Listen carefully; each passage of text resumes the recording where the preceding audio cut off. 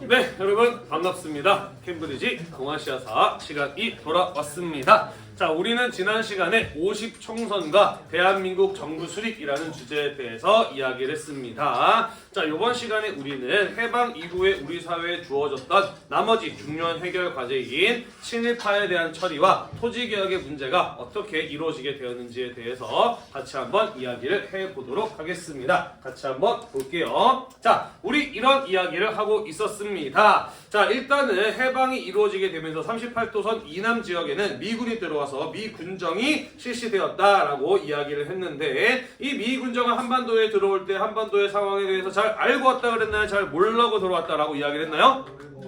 잘 몰랐어요. 그죠? 자, 그렇기 때문에 미 군정의 경우에는 38도선 이남 지역을 효과적으로 장악하고 통치하기 위해서는 무엇 할 필요가 있었느냐? 자, 미 군정이 내렸던 첫 번째 명령 무엇이었었나요? 현상 유지, 일제 강점기의 상황을 그대로 유지하라 라는 것이었어요. 그죠? 자, 그래서 미군정의 경우에는 일제 강점기에 일제가 식민 통치에 활용하였던 여러 기구들이라든지 그 아래서 일하고 있었던 친일적인 관료와 경찰들을 그대로 유지하고 또 활용하였다라고 이야기를 하였습니다. 그죠? 자, 미군정은 38도선 이남 지역을 통치하기 위해서 이런 것이 필요했던 것이고요. 해방이 이루어지게 되면서 돌을 맞아 죽어도 시원치 않았을 친일파들의 경우에는 살기 위해서 미 군정에게 적극적으로 협력하면서 살아남는 이런 모습을 볼 수 있었다라고 이야기를 하였습니다.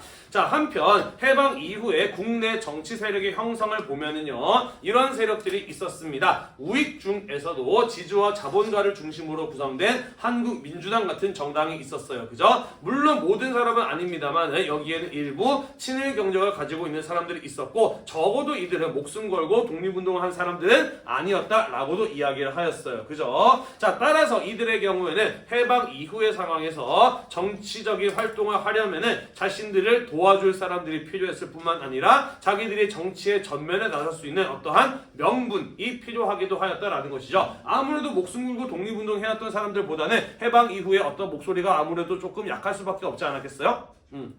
이해가 되시죠? 그죠? 자, 그래서 이들은 미군정에게 적극적으로 협조하는 한편 독립운동을 오랫동안 이어왔지만 자신과 같은 정치적 성향을 갖는 이승만과 협조적인 관계를 만들려고 노력하였다라는 것이죠. 자, 이승만의 경우에는요, 미국에서 오랫동안 활동을 했지만 거의 혼자서 활동을 해왔다라고 이야기를 했어요. 그죠? 따라서 국내에 돌아오게 되었을 때 자신의 손과 발이 되어서 함께 정치를 할 수 있는 지지 세력은 부족한 편이었다라는 것이에요. 그죠? 따라서 명분이 필요했던 한민당과 지지 세력이 필요했던 이승만 사이에는 협조적인 관계가 만들어질 수 있었다라는 것입니다. 이해가 되시죠? 자, 그런데 이 우리나라의 정부를 구성하기 위한 50 총선거가 실시되었을 때 김구나 김규식처럼 지금까지 독립운동을 이끌어왔던 양심적인 민족 지도자들, 더불어 한반도의 분단을 막기 위해 노력했었던 남북협상파로 분류되는 사람들 또는 일부 좌익의 경우에는 출마를 했나요? 안 했나요? 안 했어요. 그죠? 남과 북의 분단을 확정짓는 이러한 선거에 출마할 수 없다라고 하면서 출마를 하지 않았습니다. 그래서 어떤 사람들이 다수가 당선이 되었어요? 이승만과 그를 따르는 사람의 계통인 대한독립촉선국민회라든지 한국민주당과 같은 우익들이 다수가 당선이 되었다라는 겁니다. 그런데 우리는 이미 배웠어요. 그죠? 한민당과 같은 우익들의 경우에는 신탁 통치 파동이 일어나게 되었을 때 이 모스크바 삼상회의의 결정사항을 지지하는 좌익들을 공산주의자, 매국노로 몰아서 자신들의 과거를 세탁을 하는 이런 모습을 보였다라고 이야기를 하였어요. 그죠? 자, 뿐만 아니라 이승만의 경우에는 남한만의 단독 정부 수립을 주장하기도 하였던 사람들이었어요. 이런 사람들이 국회의 다수를 차지하게 되고 이런 사람을 중심으로 대한민국 정부가 구성되었다라는 겁니다. 따라서 이러한 성향을 갖는 인물들이 과연 민족 반역자, 친일파에 대한 처벌이나 토지개혁, 농지개혁의 실시라든지 남북관계 등의 어떠한 태도를 취했을지 대충 예상이 됨이 있죠. 그죠? 구체적인 내용을 같이 한번 이야기해 보도록 하겠습니다.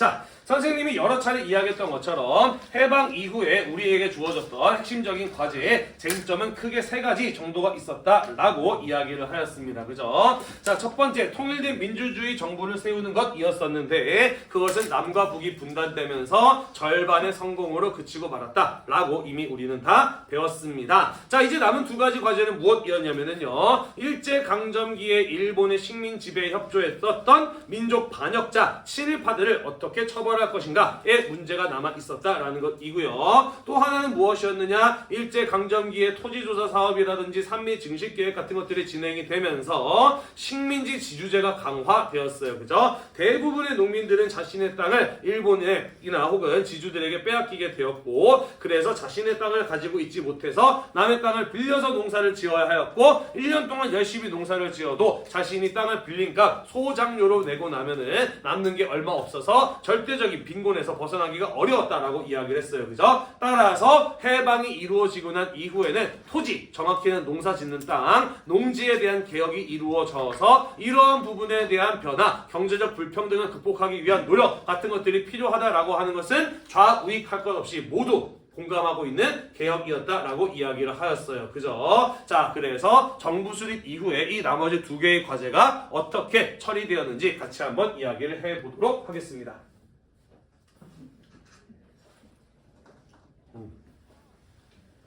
자, 해방이 이루어지자마자 사실 일제 식민 지배에 협력했던 친일파에 대한 처단의 요구는 거세게 사회적으로 올라오게 됩니다. 하지만 이러한 사회적 요구를 미 군정은 적극적으로 나서지 않았어요. 자기 손으로 하고 싶어 하지 않았습니다. 외면했어요. 왜 그랬을까?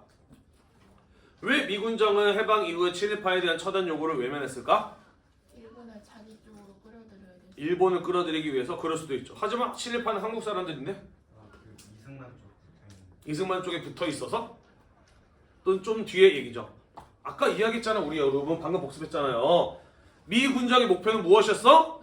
현상 유지였어. 한반도 남부 지역을 장악하고 효과적으로 통제하려면 일제 식민 지배에 협조적이었던 사람들을 이용할 필요가 있었던 거야. 그지? 따라서 미 군정의 경우에 이런 사회적인 요구에 부응하기 어려웠다라는 것이죠. 자, 하지만 친일파에 대한 처단 요구를 언제까지 외면할 수는 없었던 것이죠. 정부 수립 이후에 재헌국회에서 반민족 행위 처벌법, 줄여서 반민법이라고 하는데, 이러한 법을 제정을 하게 되면서 국회 직속의 반민족 행위 특별조사 위원회, 줄여서 반민특위라고 해요. 반민특위가 만들어지게 되고 친일파들을 재판을 하기 위한 특별재판부 같은 것들이 구성이 되면서 친일 반민족 행위자에 대한 선정과 조사 그리고 체포가 비로소 시작될 수 있었다라는 것입니다. 넘어가도 될까요? 네.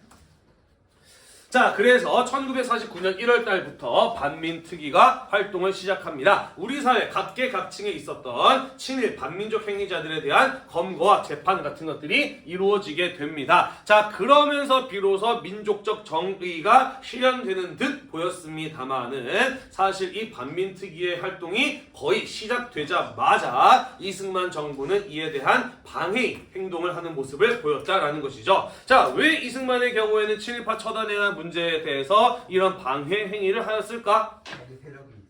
그렇죠. 우리 아까 살펴보았죠. 그죠? 친일 경력자들 가운데 일부는 자신들이 살아남고 또 정치활동을 하려면은 명분이 필요했기 때문에 이승만과 협조적인 관계를 맺게 되었다라고 이야기를 했습니다. 또한 이승만의 경우에도 자기 지지 세력이 약하기 때문에 그런 사람들을 활용할 필요가 있었다라고 이야기를 하였어요. 그죠? 뿐만 아니라 일제강점기에 적어도 목숨 걸고 독립운동하지 않았던 지주 자본가 이런 사람들이 이승만의 지지 세력이었기 때문에 이승만의 경우에는 자신이 대통령으로서 권력을 장악하고 행사해 나가기 위해서는 이런 지지 세력들 자기 편을 챙겨줄 필요가 있었다라는 것입니다.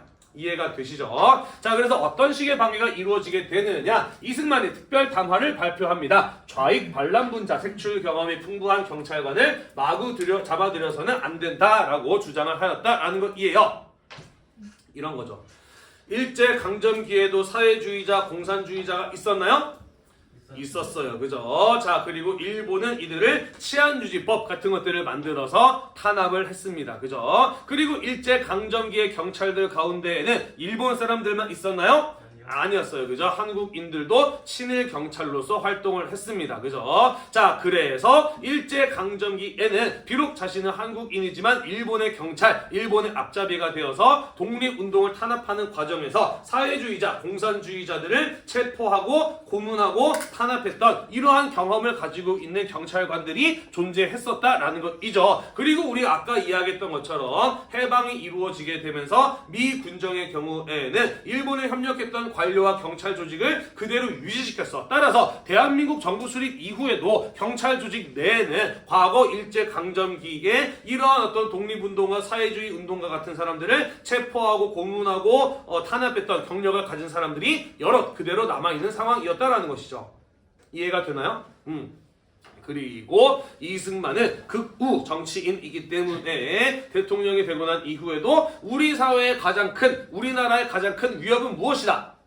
공산주의다. 공산주의를 막는 반공이 지금 가장 중요한데 그 반공의 역할을 할 수 있는 경찰관, 친일 경력을 가지고 있다고 해서 마구잡이로 잡아들여서는 안 된다라는 이런 주장을 하였다라는 것이에요. 이해가 되시나요? 네. 자, 아무래도 이승만의 경우에는 국내 지지 기반이 약하다 보니 반공 같은 것을 우선적인 명분으로 내세울 필요도 있었고요. 경찰 조직이라고 하는 이러한 어떤 국가 공권력의 조직을 자기 편으로 만들기 위한 노력도 필요했던 것이죠. 그래서 선생님은 개인적으로 이 특별담화는 경찰들에게 이승만이 보내는 일종의 사인이었을 것이다 라고 생각을 해요. 나는 너네 편을 들어줄 거야 라고 하는 이런 어떤 사인이 아니었을까 하고 생각을 합니다. 이해가 되나요?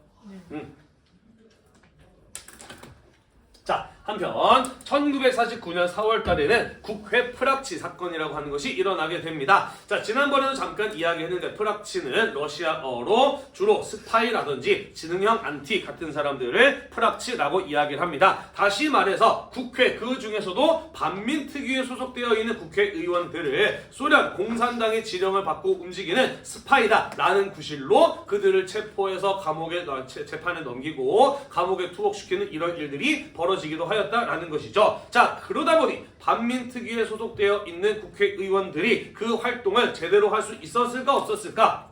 없었겠죠. 그죠? 아무래도 이런 것들이 일어나게 되면은 몸이 움츠러들 수밖에 없었겠죠. 그죠? 자, 그리고 이승만이 보낸 사인을 받았던 경찰들의 경우에는 반민특위의 사무실을 습격하기도 하였다라는 것입니다. 자, 그래서 반민특위 사무실에서 일하고 있는 직원들을 폭행을 하고요. 그러면서 그들이 지금까지 모아놨던 친일파에 대한 조사 서류라든지 그들이 앞으로 친일파를 체포할 때 필요한 무기 같은 것들을 싹 다 압수해 가버리고 말았던 이런 일이 벌어지기도 하였다라는 것이죠. 왜냐하면 과거 이 친일 경력을 가진 경찰들이 그대로 대한민국 경찰 조직으로 이어졌기 때문에 경찰들은 자기 조직을 살리기 위해서 자기 식구를 챙기기 위해서는 반민특위에 체포되었던 경찰들을 빼낼 필요가 있었기 때문인 겁니다.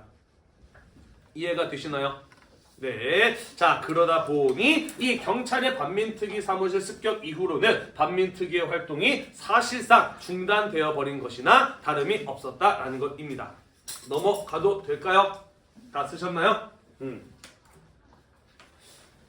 자, 그리고 국회 내에도 이승만의 지지 세력과 우익 그리고 친일 경력자 이런 사람들이 다수가 존재하였다라고 이야기를 하였어요. 그죠? 자, 그래서 국회에서도 이 반민특위의 활동을 방해하게 됩니다. 반민족행위 처벌법의 기한은 원래 1년 반 정도였어요. 1949년 8월 달까지로 예정되어 있었는데 국회에서 이 반민법을 개정을 해서 처벌 기한을 크게 축소시켜 버립니다. 1949년 8월.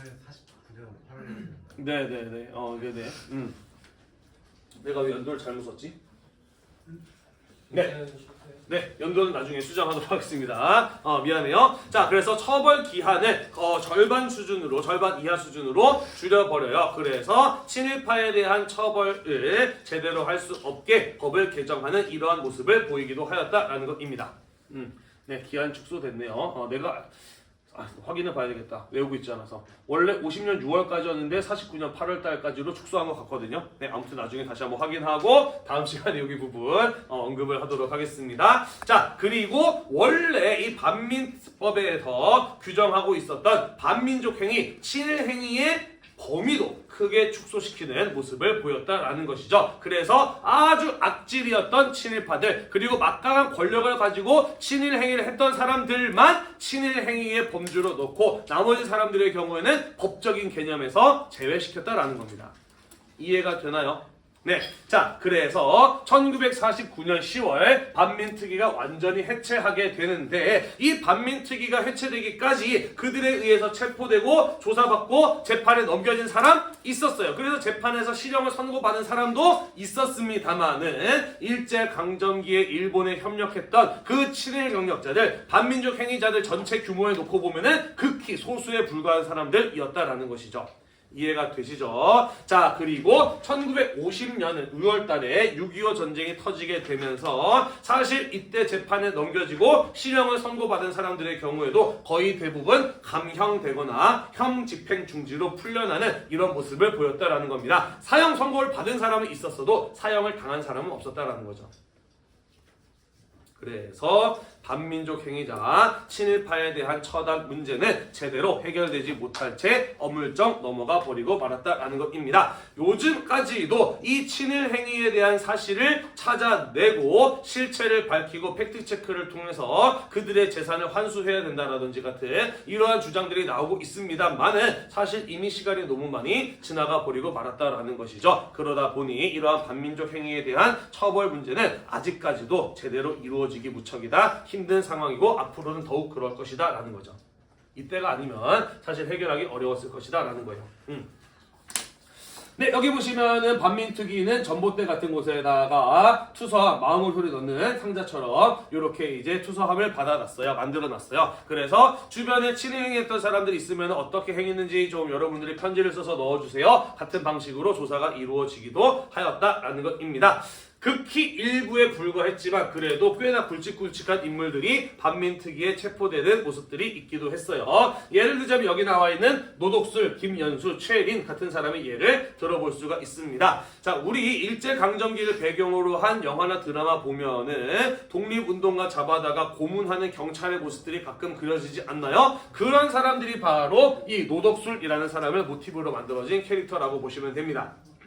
친일 경찰이었고요. 고문 기술자였어요. 독립운동을 가들을 잡아다가 고문하기로 유명한 인물이었습니다. 여기 가운데 있는 김연수라고 하는 사람은 대표적인 친일 기업인이었고요. 최린이라는 사람은 원래 천도교의 지도자였습니다. 3.1 운동을 주도했던 민족 대표 중에 한 명이었어요. 하지만 일본은 이런 사람을 가만히 두지 않죠. 일제강점기 내내 이를 압박하고 회유합니다. 자기 편으로 만들기 위한 공작을 펼쳐요. 그래서 이 최린의 경우에는 일제강점기 막바지쯤 가게 되면 정말 대표적인 친일파로 변절했던 인물이기도 합니다.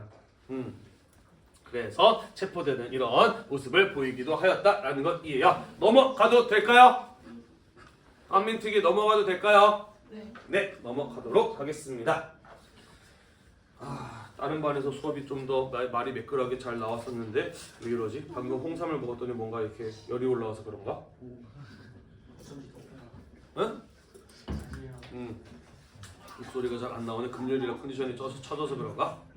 자, 네, 우리 두 번째 주제인 농지 개혁으로 넘어가기 전에 이 즈음에 있었던 또 다른 중요한 역사적 사건 하나 이야기를 하고 넘어가 볼까 합니다. 1949년 6월 평생을 독립운동에 헌신해 왔던 김구 선생님이 서울 서대문 쪽에 가면은 강북 삼성병원이라는 곳이 있고요. 그 안에 들어가 보면은 아직도 경교장이라고 하는 건물이 있는데 이 건물은 김구 선생님이 해방 이후에 머물렀던 집입니다. 자, 그리고 그 경교장에 있는 서재에서 붓글씨를 쓰고 있었는데 안두희라고 하는 포병 장교가 와서 4발의 권총을 발사합니다. 그리고 그 총알을 맞고 김구 선생님은 그 자리에서 즉사하시게 돼요.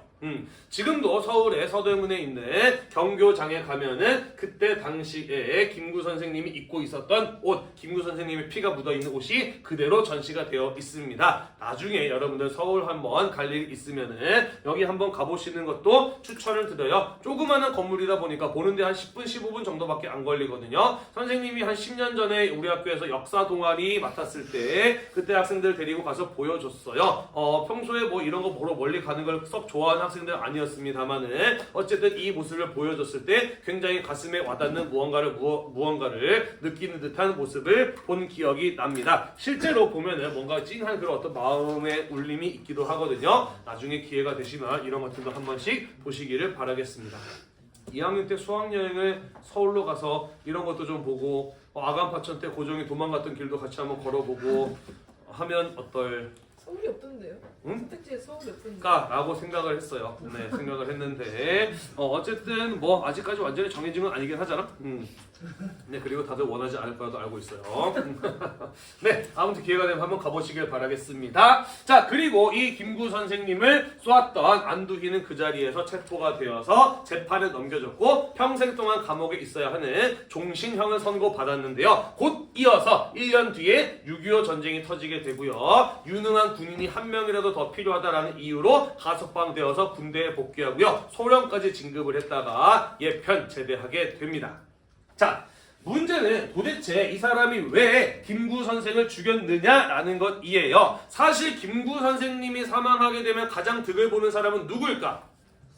그의 강력한 정치적 라이벌인 이승만 아닐까? 그래서 사람들이 이승만이 죽이라고 시킨 것 아니야? 라고 의심을 하기도 했었고요. 아니면은 김구의 경우에는 영향력 있는 정치인이었음에도 불구하고 미 군정과 미국과 의견을 잘 일치시키지 않는, 미국 말을 잘 안 듣는 사람이기도 하였다라는 것이죠. 그래서 혹시 미국이 시킨 거 아니야? 라는 의심을 하기도 했습니다만은 이 안두희의 경우에는 죽을 때까지 자기가 왜 김구 선생을 썼는지에 대한 이유를 밝히지 않았어요.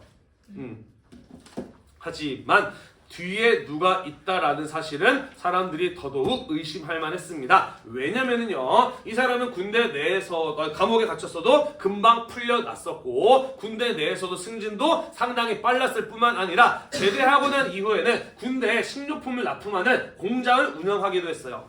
군대에 식품을 납품하는 공장이야. 이거는 말 그대로 황금알을 낳는 거위예요.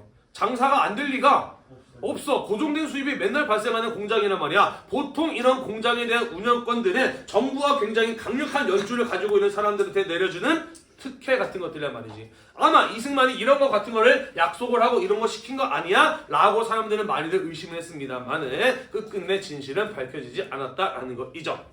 참 재밌는 것은요, 그 뒤에 1996년에 가서 어떤 일이 벌어지느냐. 자, 여기 이분인데요. 버스 기사로 일하고 계셨던 박기서 씨라고 하는 분이 계십니다. 이분은 평소에 김구 선생님을 굉장히 존경하는 분이었다라고 해요. 요즘으로 치자면 뭐라고 할까? 극성팬? 덕후? 약간 이런 거 있죠, 그죠? 굿즈 같은 거 모아놓고 집에 이렇게 전시해 놓는 이런 사람처럼 김구 선생님과 관련된 자료를 모아놓고 맨날 그거 읽고 공부하는 그런 분이었다라고 합니다. 그런데 평소와 다를 바 없이 버스를 운전하고 있는데 어디서 많이 본 것 같은 사람의 노인이 타는 거야. 이 사람 어디서 봤지? 한참 생각했는데 알고 보니까 안두희였던 거예요. 그래서 운전하다 말고 소리를 버럭 질렀다고 합니다. 아니 어떻게 당신 같은 사람이 아직도 살아있을 수가 있지? 하고 소리를 버럭 질렀대요. 그랬더니 아무 말 안 하고 버스에서 슉 내리고 가더라는 겁니다. 그래서 이 버스기사 박기서 씨가 나중에 안두희를 미행을 해서 그의 집이 어디인지를 찾아내고요. 나무 몽둥이에다가 내 집으로 정의봉이라고 쓴 다음에 정의봉을 휘둘러서 잠들어 있었던 안두희를 때려 죽입니다. 아니 뗀다고 죽어요 이게? 막대기로 사람 때려서 죽일 수 있어요. 좀 힘들겠지만 네, 당연히 죽을 수 있죠. 네, 그렇게 때려 죽이고 경찰에 자수를 합니다. 그리고 이분의 경우에는 98년 3.1절 때 사면을 받아서 1년 4개월간의 형기를 마치고 출소하고 현재는 부평이었나요? 부천이었나? 아무튼 그쪽에서 택시기사로 살고 계시다고 하고요. 이때 안두희를 때려 죽였을 때 썼던 정의봉은 지금 용산에 있는 식민지 박물관에 기증을 해서 전시되어 있다라고 합니다. 재밌죠, 그죠? 잘한 일인가? 안두희를 때려 죽인 일? 감정적으로 생각해 보면은 굉장히 통쾌한 면이 있죠, 그죠? 뭔가 참교육이 이루어진 것 같고 정의가 실현된 것 같기는 한데 과연 우리는 법치주의 국가에서 이러한 사적 제재를 허용해야 될 것인가에 대한 고민이 좀 있기도 하고요. 선생님은 개인적으로는 좀 아쉬운 부분은 이런 부분이에요. 사람이 죽기 전에 뭔가 양심의 가책을 느껴서 마지막에 양심 고백하는 경우들이 있기도 하거든요. 사실 내가 그때 이랬던 것은 이러이러한 이유 때문이었다 말을 하거나 책으로 써서 남기는 이런 경우들이 있기도 하다라는 것이죠. 이 사람이 입을 열 생각이 없었어도 말년에 혹시 알아 뭐 치매 같은 거 와가지고 갑자기 마음이 약해져가지고 뭐 얘기를 했을지 죽기 전에 어떤 양심 고백 같은 거 했을지도 모른다라고 생각을 하는데 때려 죽이게 되면서 영영 미스테리에 묻혀버리고 말았다라는 것이죠. 물론 전두환처럼 죽을 때까지 자기의 잘못을 인정하지 않는 사람도 있긴 합니다만은 역사를 공부하는 사람 입장에서는 조금 아쉬운 장면이기도 해요. 더 재밌는 거는요. 사실 박기서씨 이전에도 이 안두희를 찾아내서 고문한 사람이 있어요. 그걸 막 고문하면서 이승만이 시켰지 빨리 솔직하게 불어라고 하면서 막 고문을 해서 맞아 이승만이 사실 시켜서 그런 거야 라고 이야기를 했습니다만은 나중에 그때 고문에서 벗어나기 위해서 거짓말한 거였다 라고 밝히게 되면서 이 김구 선생님의 사망에 대한 배구는 영영 미스테리에 묻혀버리고 말았다 라는 것이에요. 넘어가겠습니다. 자, 농지 개혁으로 가보도록 하겠습니다. 자, 우리 사회가 해방 이후에 해결해야 될 과제 중에 또 하나는 이 농업 분야에서의 경제적 불평등을 해소하는 것이었다라고 이야기를 하였어요. 그죠? 자, 일제강점기에 식민지 지주제가 강화되면서 절대 다수의 농민들은 자기의 땅을 가지지 못하고 남의 땅을 빌려서 농사를 지어야만 하였다라고 이야기를 했습니다. 자, 그리고 해방이 이루어지고 난 이후에도요, 이 농사 짓는 땅 가운데 소작지, 남의 땅을 빌려서 농사를 짓는 땅의 경우에는 전체 경지의 60% 이상을 차지하고 있었고 여전히 높은 소작료를 내고 있었다라는 것이죠. 그러다 보니 농민들의 경우에는 열심히 일을 해도 가난에서 벗어나기가 힘들었다라는 겁니다. 소작농의 비율로 가게 되면은 훨씬 더 상황은 심각하게 돼요. 네, 여기 보시면 자기의 땅이 하나도 없어서 100% 남의 땅을 빌려서 농사를 짓는 소작농은 전체 농민의 48.7%였다라고 하고요. 자기 땅을 가지고 있기도 하지만 그것만으로는 부족하기 때문에 남의 땅을 빌려서도 농사를 지어야 됐던 자소작농은 34.7% 정도였다라고 이야기를 합니다. 이 두 개 합하면은 80%가 넘어요. 그죠? 절대 다수의 국민들이 농민이었던 우리나라에서 80%에 넘는 사람들이 소작농이었다라고 하는 것은 당시의 경제적 불평등이 얼마나 심각했는지를 보여주는 대표적인 자료라고 볼 수가 있는 겁니다. 이해가 되시죠? 그죠? 자, 그래서 해방 이후에는 이러한 문제가 해결되길 바랬어요. 경자 유전의 원칙이 실현되기를 국민 모두가 희망하고 있었다라는 것이죠. 경자 유전이란 농사 짓는 사람이 토지를 소유한다라는 의미가 되겠습니다. 자, 그리고 이 경자 유전의 원칙이 실행이 되는 것은 좌익 우익할 것 없이 누구나 동의하는 바였다라는 것이죠. 자, 하지만 해방 이후에 농지 개혁이 실시되기까지에는 또 많은 시간이 걸릴 수밖에 없었습니다. 왜냐? 개혁을 해야 된다는 것에 대해서는 동의하지만 어떻게 할 것인가에 대해서는 사람들마다 그들의 경제적 이해관계에 따라 정치적 이념적 성향에 따라 서로 다 달랐기 때문이었다라는 거예요. 자, 북한 같은 경우는 어떤 식으로 했나요? 무상몰수, 무상분배했어요. 그죠? 아무런 대가 없이 몰수하고 농민들한테 아무런 대가를 받지 않고 나누어 줬습니다. 그죠? 물론 농민들은 이렇게 되기를 희망하고 있었을 것이에요. 그죠? 하지만 남한 사회의 지주 자본가들의 경우에는 이런 상황을 원하지 않을 겁니다. 그죠? 자신의 재산에 대한 정당한 보상을 요구할 것이고요. 그죠? 또 이런 것들이 공산화를 부추길 수 있다라고 하면서 반대의 의견을 내기도 하였다라고 이야기를 했잖아요. 그죠? 그래서 어떻게 토지를 국가가 거둬들이고 그것을 농민들에게 어떻게 나누어 줄 것인가의 문제를 놓고 의견이 나뉘고 대립하고 있었기 때문에 농지개혁 문제는 쉽사리 해결되기가 실현되기가 어려웠다라는 것이죠. 자, 그런데 그렇게 시간을 끌고 있는 동안 북한에서는 1946년에 남한 사회보다 한 발 먼저 토지개혁, 농지개혁을 실시합니다. 그죠? 우리가 방금 이야기했던 것처럼 무상몰수, 무상분배의 방식으로 농지개혁을 해버렸다라는 것이에요. 과연 이 방식이 옳았느냐 옳지 않았느냐 그것은 사람의 판단마다 다를 수도 있을 것 같아요. 물론 이 개혁 과정에서 많은 지주나 자본가들이 큰 피해를 입고 그러면서 우리가 지난 시간에 배웠던 것처럼 북한의 공산 정권을 피해서 남한으로 내려오는 이런 일이 벌어지긴 했습니다만은 지금 현재 자기의 땅을 가지고 있지 못해서 엄청난 소작료의 부담을 지고 있는 남한의 농민들 입장에서는 야, 북한에서는 토지개혁이 실시되었대 라는 소식을 듣게 되었을 때 어떤 반응이 나왔을까? 왜 우리 빨리 안 해? 그렇죠. 쟤네 부럽다. 사회주의 공산주의가 더 좋은 거 아니야? 같은 이런 움직임이 나타날 수 있었겠죠. 그죠? 자, 따라서 미 군정 입장에서도 이런 상황을 마냥 두고 볼 수는 없었던 것이죠. 그래서 농지 개혁 가운데 쉽게 손댈 수 있는 부분부터 먼저 합니다. 바로 귀속 농지예요. 자, 귀속 농지란 무엇이냐면요. 일본인이 소유했던 농지를 가지고 귀속 농지라고 이야기를 합니다. 해방이 이루어지게 되면서 일본 사람들 전부 다 일본으로 돌아갔어요. 그죠? 자, 하지만 땅을 가지고 갈 수는 없잖아, 그지? 일본인들이 소유했던 땅 그대로 미 군정이 접수를 합니다. 그리고 그 뒤에도 원래 일본인들이 가지고 있었던 땅에서 농사짓던 소작농들이 계속 그 땅에서 소작을 하고 있었는데 북한에서 농지개혁이 전개가 되자 미 군정의 경우에는 이 땅에서 농사짓고 있는 농민들에게 유상으로 분배를 해줍니다. 1년 동안 농사지은 수확물의 20%를 15년에 나눠서 내는 방식으로 농지를 나누어 주었다라는 것 이해가 되시죠? 자, 그리고 대한민국 정부 수립 이후에는 우리가 지난 시간에 보았다시피 제헌 헌법에도 농지개혁에 대한 내용이 들어가 있었기 때문에 1949년 6월 달에 농지개혁법이 제정이 되면서 50년 3월부터 이승만 정부에 의해서 농지개혁이 비로소 실시되었다라는 것입니다. 농사 짓는 사람이 토지를 소유한다는 경자 유전의 원칙에 따라 남한의 경우에는 유상 매입, 유상 분배의 방식으로 농지개혁이 전개되었다라는 것이죠. 우리가 앞에서 살펴보았던 바와 같이 제헌국회 초대 대한민국 정부는 어떤 사람들을 중심으로 구성이 되었어요? 우익, 지주, 자본과 같은 사람들을 중심으로 구성이 되었어요. 그죠? 따라서 이 농지개혁의 경우에도 자본주의적인 방향으로 지주와 자본가의 이익을 침해하지 않는 방향으로 이루어졌다라고 볼 수가 있는 겁니다. 이해가 되나요? 네. 자, 그래서 한 가구당 한 집이 가질 수 있는 최대 규모의 토지는 3정보로 규정을 하였습니다. 3정보란 대략 한 9,000평 정도의 땅 크기를 말해요. 여러분들 교재에 3,000평이라고 돼 있죠? 네. 선생님이 잘못 쓴 겁니다. 바꿔주세요. 1정보가 3,000평이기 때문에 3정보는 9,000평 정도의 규모라고 고쳐주셔야 됩니다.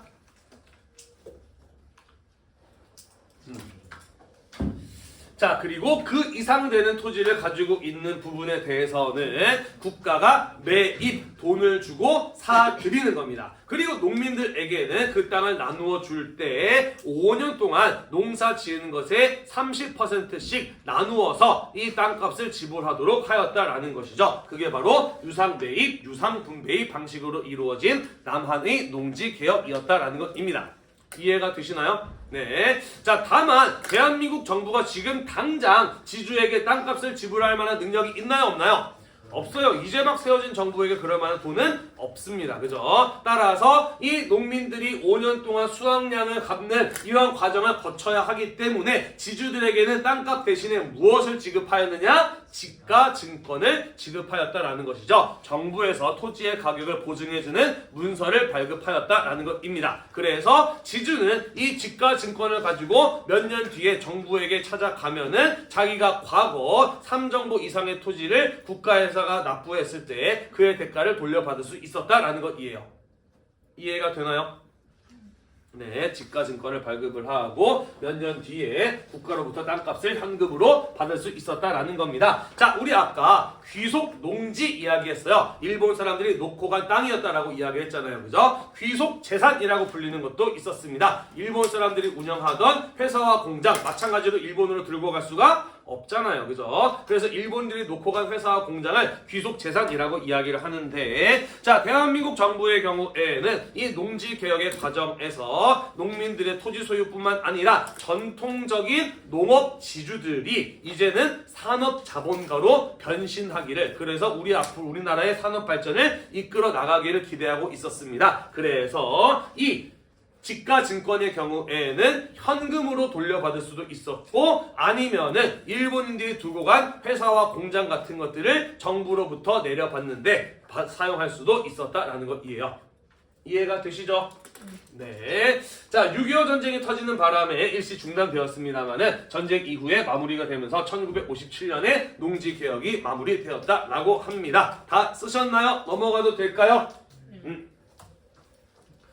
자, 그래서 농지개혁이 실시된 결과 조선시대 때부터 이어져 내려오던 우리 사회의 경제적 불평등의 근본적인 원인인 지주소작제는 거의 사라지게 되었다라는 것입니다. 실제로 그래프의 변화를 보면은 자작지가 쭉 늘어나고 소작지는 크게 줄어드는 이러한 모습을 볼 수가 있죠. 그러면서 대부분의 농민들은 토지 소유를 실현할 수 있었다라는 것입니다. 이제는 내 땅이에요. 소작료 안 내도 됩니다. 열심히 일해서 더 많은 쌀을 걷어들이면 그게 다 내 거예요. 농민들의 이 경작 의욕, 생산 의욕이 높아지게 되면서 농업 생산력 향상에 일부 영향을 주었다라고 하고요. 어쨌든 조금 늦긴 했습니다만은 이 농지개혁이 이승만 정부의 손에 의해서 이루어졌어요. 그죠? 그래서 농촌 지역을 중심으로 농민들의 이승만 정부에 대한 지지도가 높아졌다라는 겁니다. 이것은 남한 사회가 공산화되는 것을 막는 효과도 있었다라는 거예요. 이런 거죠. 농지개혁이 실시되기 전에 6.25 전쟁이 터졌다라고 생각해 봅시다. 남한으로 내려온 북한 군대는 무상골수, 무상분배로 토지개혁을 실시한 사람들이에요. 그죠? 이 자기 땅이 없는 사람들 입장에서는 당연히 북한 편을 들려고 할 수 있지 않았을까? 라고 생각한다라는 것이죠. 하지만 농지개혁이 6.25 전쟁 이전에 일어나게 되면서 농민들의 자기 토지에 대한 소유가 이루어졌기 때문에 북한 정권을 지지하는 이런 어떤 변화가 일어나지 않을 수 있었다라는 이야기예요. 넘어가도 될까요? 네. 자, 다만 이 농지개혁에는 몇 가지 한계가 있었습니다. 자, 선생님이 지금까지는 토지개혁이라고 이야기했는데 정확히는 농지개혁이에요. 왜냐하면 전국의 땅들 가운데 농사 짓는 땅에 대해서만 이루어진 개혁이었기 때문이다 라는 것입니다. 이해가 되시죠? 농지개혁에서 매입의 대상, 분배의 대상이 된 것은 농사짓는 땅만이었다라는 것이에요. 자, 그러다 보니 사실은 어떠한 꼼수가 가능했느냐? 지주들 가운데 일부는 자기의 땅을 용도 변경을 하는 거예요. 농사짓지 않는 땅으로 바꿔버리면 굳이 매입을 당하지 않아도 되었던 것이죠. 자, 그래서 선생님이 지난 시간에 이야기했던 소설 태백산맥 같은 데 보면은 이런 장면들이 나옵니다. 바닷가에 있는 지주들이요, 농지개혁의 대상으로부터 자기 땅을 제외시키기 위해서 자기 농사짓는 땅에다가 바닷물을 채우는 거지. 그래서 소금을 생산하는 염전으로 바꾸는 겁니다. 이런 식으로 했던 이야기들이 소설에 소개가 되어 있기도 해요. 자, 한편 요거는 교과서에 없고 몰라도 상관없습니다만은 당시 우리나라에는 학교가 많이 부족했어요. 그래서 지주들 가운데 자기의 돈을 털어서 학교를 세우고 운영하는 사람들에게는 농지개혁의 대상에서 제외시켜주기도 하였다라고 합니다. 그래서 전국 곳곳에 있는 여러 사립학교들을 보면은요, 대부분 설립연도가 농지개혁 실시될 즈음인 것을 볼 수가 있습니다. 농지개혁으로부터 자기의 땅을 지키기 위해서 지주들이 세운 학교가 그렇게 많다라고 보시면 되겠습니다. 그리고 이런 학교들의 공통점은요, 선생님은 없어봐서 모르는데요, 이런 소문을 들었어요. 대체적으로 집안 대대로 이사장의 자리를 가족들이 물려받아 오면서 교직원들을 마치 자기 집의 머슴처럼 생각하고 갑질하는 이런 학교가 있다라는 얘기를 얼핏 듣기도 했어요. 우리 학교는 아닙니다. 우리 학교는 아니에요.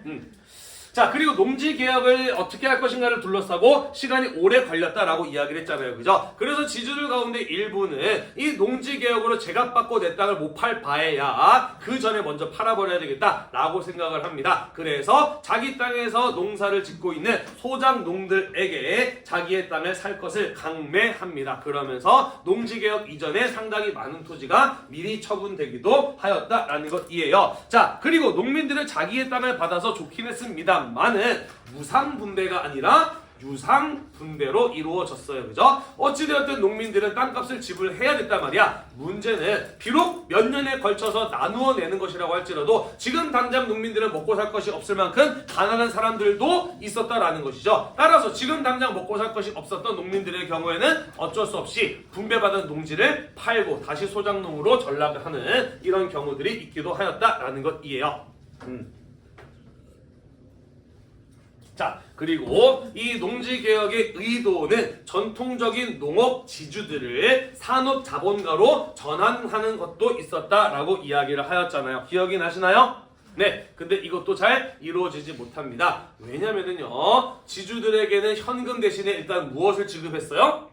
지가증권을 줬어요. 그죠? 자, 그리고 이 지가증권은 정부가 보증하는 문서야. 이거를 정부에게 가져가면은 현금을 받을 수 있어요. 반대로 말하면 정부가 없으면 못 받는 거죠. 종이쪼거리에 불과하죠. 6.25 전쟁이 터졌고요. 이러다가 나라 망하는 거 아니야? 라는 불안감을 느끼게 됩니다. 나라가 망하면 돈 한 푼 못 받는 거 아니겠어요. 그죠? 자, 그래서 속된 말로 쫄렸던 지주들의 경우에는 이 지가증권을 할인 판매합니다. 한 절반 가격만 받아도 잘 판 거였어요. 보통은 5분의 1에서 심지어 10분의 1 가격으로 팔리기도 하였다라는 것이죠. 그러다 보니 지주들은 자기의 땅을 판 값으로 새로운 사업체를 세워서 운영하는 이러한 산업자본가로 전환하는 데에는 상당한 어려움이 있었다라는 것이죠.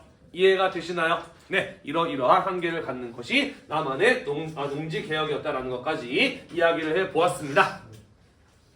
우리 교과서에 보시면은요, 읽기 자료로 귀속재산에 대한 처리의 내용이 나와 있습니다. 귀속재산 아까 이야기했듯이 일본 사람들이 소유하고 있었던 공장이나 회사 같은 것들을 귀속재산이라고 한다라고 이야기를 하였습니다. 독립운동가들의 경우에는요, 이런 것들을 전부 다 국가 소유의 것으로 해서 경제적 불평등 해소에 사용해야 된다라고 이야기를 했습니다만은 아까 선생님이 이야기했어요. 이승만 정부는 어떤 사람들이 지지 세력이었다라고 이야기를 했나요?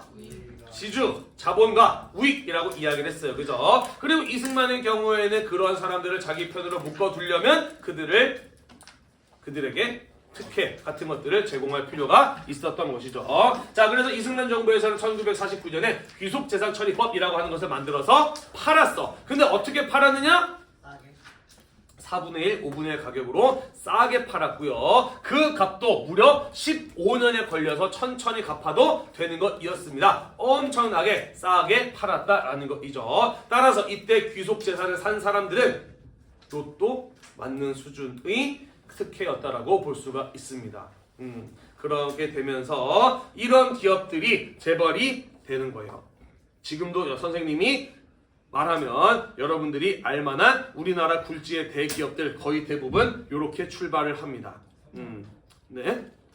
네, 어느 기업인지 지금 녹화 중이기 때문에 얘기를 못합니다만 이거 끄고 내 말씀을 드릴게요. 그래서 우리나라의 경제 발전은 사실 처음부터 조금 문제가 있습니다. 정부의 특혜를 받은 기업들이 성장하고 그 기업들은 정부의 정확히는 정권에 충성하고 공사를 하는 이런 모습들이 보여지게 돼요. 우리는 그런 것을 정경유착이라고 이야기를 하는데 나중에 경제 파트 가서 좀 더 자세하게 이야기를 해볼 겁니다. 됐나요? 네, 우리는 이렇게 해서 이번 시간에 친일파의 처리 문제를 반민특위를 중심으로 그리고 농지개혁에 대한 문제를 이어서 살펴보았습니다. 다음 시간에는요, 6.25 전쟁이 일어나게 되면서 어떤 일들이 벌어지게 되었는지 마저 이어서 살펴보도록 하겠습니다. 오늘도 공부하느라고 대단히 고생이 많으셨고요. 이 수업 영상이 여러분들의 공부에 도움이 되셨다면 구독과 좋아요 잊지 말고 눌러주세요. 수고하셨습니다.